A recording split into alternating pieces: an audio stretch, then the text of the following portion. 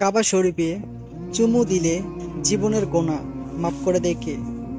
অবশ্যই বলবেন আল্লাহ তাআলা। হ্যাঁ, ঠিকই শুনেছেন।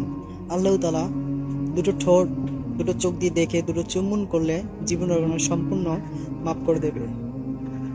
আবার যদি দুটো চুমু দিয়ে আপনি হজ করে এসে বাংলাদেশে আপনি এসে আবার ওই একই পাপী কাজ করেন, তাহলে কিন্তু হবে না। ওখান থেকে এসে আপনার সম্পূর্ণভাবে গুনাহের কাজ করা যাবে না। কাবা শরীফে যে পাথরটা রয়েছে, এটা হলো একটা জান্নাতি পাথর। কিয়ামতের দিন আল্লাহ তাআলা এই পাথরে জিহ্বা দিবে, ঠোঁট দিবে, চোখ দিবে।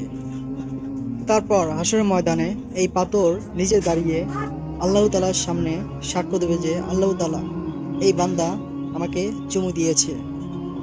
কারা কারা চুমু দিয়েছে সেই পাথরে সেদিন সাক্ষী দিবে, এদেরকে তোমরা আল্লাহ তাআলা মাফ করে দাও। পাথরে আপনাদের জন্য সুপারিশ করবে। তো আশা করি ইসলামিক ভিডিও ভালোবেসে থাকলে আমাদের চ্যানেলটি সাবস্ক্রাইব করে সঙ্গেই থাকবেন। ভিডিওটি একটি লাইক, একটি শেয়ার করতে ভুলবেন না। কমেন্টে জানাবেন কেমন লাগলো। আল্লাহ হাফেজ।